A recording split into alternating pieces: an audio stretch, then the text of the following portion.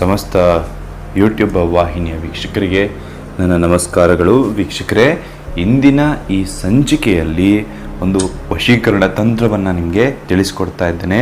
ಖಂಡಿತವಾಗ್ಲೂ ಈ ಒಂದು ವಶೀಕರಣ ತಂತ್ರವನ್ನು ಉಪಯೋಗಿಸಿಕೊಂಡು ಯಾರನ್ನ ಬೇಕಾದರೂ ಕೂಡ ವಶೀಕರಣ ನೀವು ಮಾಡ್ಕೋಬೋದು. ಯಾರನ್ನ ಬೇಕಾದರೂ ಕೂಡ ನೀವು ವಶೀಕರಣವನ್ನು ಮಾಡ್ಕೋಬೋದು ವೀಕ್ಷಕರೇ. ಹಾಗಾದರೆ ಯಾವ ರೀತಿ ಒಂದು ವಶೀಕರಣ ಮಾಡೋದು ಅಂತ ನಾನು ನಿಮಗೆ ತಿಳಿಸ್ಕೊಡ್ತೇನೆ. ಮೊದಲನೇದಾಗಿ ವೀಕ್ಷಕರೇ, ನೀವಿನ್ನು ನಮ್ಮ ಯೂಟ್ಯೂಬ್ ಚಾನಲ್ಗೆ ಸಬ್ಸ್ಕ್ರೈಬ್ ಮಾಡ್ಕೊಂಡಿಲ್ಲ ಅಂದರೆ ಈ ಕೂಡಲೇ ಸಬ್ಸ್ಕ್ರೈಬ್ ಮಾಡಿಕೊಂಡು ಪಕ್ಕದಲ್ಲೇ ಇರುವಂತಹ ಬೆಲ್ ಐಕಾನ್ ಕೂಡ ಕ್ಲಿಕ್ ಮಾಡಿಕೊಳ್ಳಿ. ಇದರಿಂದ ನಾವು ಮಾಡುವಂತಹ ವಿಡಿಯೋಗಳನ್ನು ಖಂಡಿತವಾಗ್ಲೂ ಮೊದಲು ನೀವೇ ನೋಡ್ಬೋದು. ವೀಕ್ಷಕರೇ, ಕೆಲವೊಂದು ಮಂತ್ರಗಳು ಯಾವ ಸಮಯದಲ್ಲಿ ಪಠಿಸಬೇಕು ಅದೇ ಸಮಯದಲ್ಲಿ ಮಾತ್ರ ಪಠಿಸಬೇಕು. ಯಾವುದೋ ಸಮಯದಲ್ಲಿ ಮೈಲಿಗೆ ಇಲ್ಲದೆ ಯಾವುದೋ ಮಂತ್ರಗಳನ್ನು ಪಠಿಸೋದ್ರಿಂದ ವಶೀಕರಣ ಸಾಧ್ಯವಾಗುವುದಿಲ್ಲ. ವೀಕ್ಷಕರೇ, ಈ ಒಂದು ಮಂತ್ರ ಏನಿದೆಯಲ್ಲ, ಇದೊಂದು ವಿಶಿಷ್ಟವಾದಂತಹ ಮಂತ್ರ. ಈ ಒಂದು ಮಂತ್ರವನ್ನು ನಾನು ನಿಮಗೆ ತಿಳಿಸ್ಕೊಡ್ತಾ ಇದ್ದೇನೆ. ಈ ಒಂದು ಮಂತ್ರದಿಂದ ಖಂಡಿತವಾಗ್ಲೂ ಕೂಡ ವಶೀಕರಣ ಮಾಡ್ಬೋದು. ಯಾವುದಪ್ಪ ಮಂತ್ರ ಅಂತ ನೋಡೋದಾದರೆ, ಓಂ ಹ್ರೀಂ ಮಹಾಕಾಮರೂಪಿಣಿ ವಶಂ ಸ್ವಾಹ. ನೋಡಿದ್ರಲ್ಲ, ಈ ಒಂದು ಮಂತ್ರ ಏನಿದೆ, ಓಂ ಹ್ರೀಂ ಮಹಾಕಾಮರೂಪಿಣಿ ವಶಂ ಸ್ವಾಹ.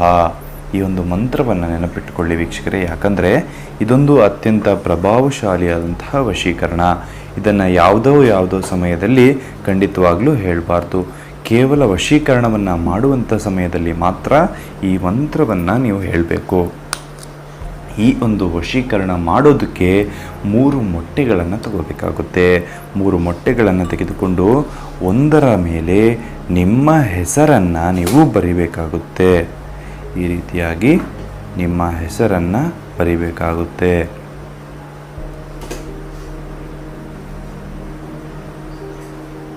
ನಿಮ್ಮ ಹೆಸರನ್ನು ಈ ರೀತಿಯಾಗಿ ಬರಿಬೇಕಾಗುತ್ತೆ ವೀಕ್ಷಕರೇ.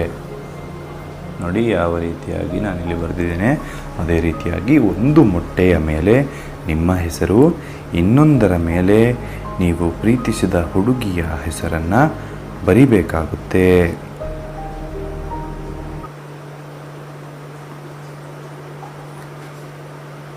ಇನ್ನೊಂದು ಮೊಟ್ಟೆಯ ಮೇಲೆ ನೀವು ಪ್ರೀತಿಸಿದ ಹುಡುಗಿಯ ಹೆಸರನ್ನು ಬರೆದುಕೊಳ್ಳಿ. ಮತ್ತೊಂದು ಮೊಟ್ಟೆಯ ಮೇಲೆ ವಶೀಕರಣಂ ಅಂತ ಬರ್ಕೊಳ್ಳಿ.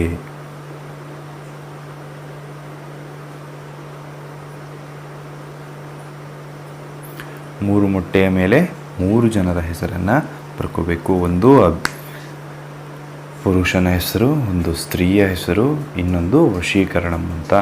3 ಕೂಡ 3 ಮೊಟ್ಟೆಯನ್ನು ಈ ರೀತಿ ಇಟ್ಟುಕೊಳ್ಳಿ. ಮಧ್ಯದ ಮೊಟ್ಟೆ ವಶೀಕರಣಂ ಅನ್ನೋ ಮೊಟ್ಟೆ ಆಯ್ತಲ್ಲ. ಈ ರೀತಿಯಾಗಿ ಇಟ್ಟುಕೊಂಡು ಏನು ಮಾಡಬೇಕಂದ್ರೆ, ನಾನು ತಿಳಿಸಿದಂತಹ ಆ ಒಂದು ಮಂತ್ರ ಏನಿದೆಯಲ್ಲ, ಅದನ್ನು ಶ್ರದ್ಧೆ ಹಾಗೂ ಭಕ್ತಿಯಿಂದ ನೀವು ಯಾರನ್ನು ವಶೀಕರಣ ಮಾಡ್ಕೋಬೇಕು ಅಂತ ಇರ್ತೀರಲ್ಲ, ಅವರನ್ನು ಮನಸ್ಸಿನಲ್ಲಿ ನೆನೆಸಿಕೊಂಡು ಈ ಒಂದು ಮಂತ್ರವನ್ನು ಹೇಳಬೇಕು. ಓಂ ಹ್ರೀಂ ಮಹಾಕಾಮರೂಪಿಣಿ ವಶಂ ಸ್ವಾಹ. ಈ ಮಂತ್ರವನ್ನು ಖಂಡಿತವಾಗ್ಲೂ ಕೂಡ ಜಪ ಮಾಡ್ಕೋಬೇಕಾಗುತ್ತೆ ವೀಕ್ಷಕರೇ.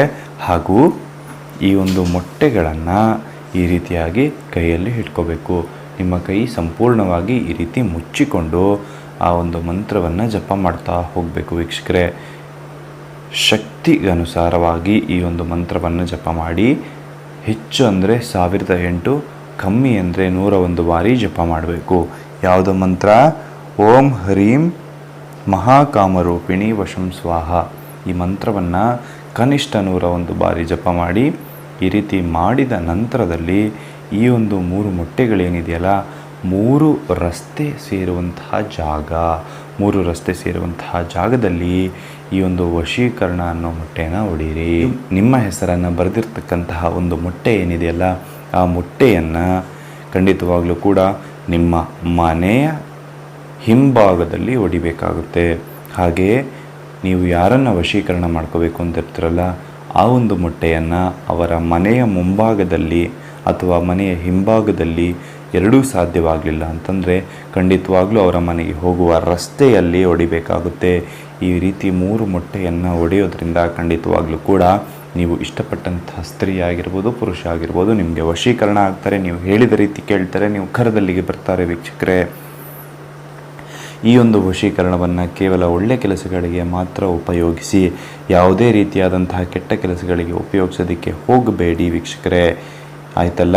ಈ ರೀತಿಯಾಗಿ ಮಾಡೋದ್ರಿಂದ ಖಂಡಿತವಾಗ್ಲೂ ಕೂಡ ಇಷ್ಟಪಟ್ಟಂಥವರು ನಿಮಗೆ ವಶೀಕರಣ ಆಗ್ತಾರೆ ವೀಕ್ಷಕರೇ. ಈ ಮಾಹಿತಿ ನಿಮಗೆ ಇಷ್ಟವಾಗಿದ್ದಲ್ಲಿ ಖಂಡಿತವಾಗ್ಲೂ ಕೂಡ ಒಂದು ಲೈಕನ್ನು ಕೊಟ್ಟು ನಿಮ್ಮ ಅನಿಸಿಕೆ ಅಭಿಪ್ರಾಯಗಳನ್ನು ಕಮೆಂಟ್ ಬಾಕ್ಸ್ನಲ್ಲಿ ತಿಳಿಸಿ. ಎಲ್ಲರಿಗೂ ಒಳ್ಳೆಯದಾಗಲಿ, ಎಲ್ಲರಿಗೂ ಶುಭವಾಗಲಿ. ಸರ್ವೇ ಜನೋ ಸುಖಿನೋ ಭವಂತು. ನಮಸ್ಕಾರ.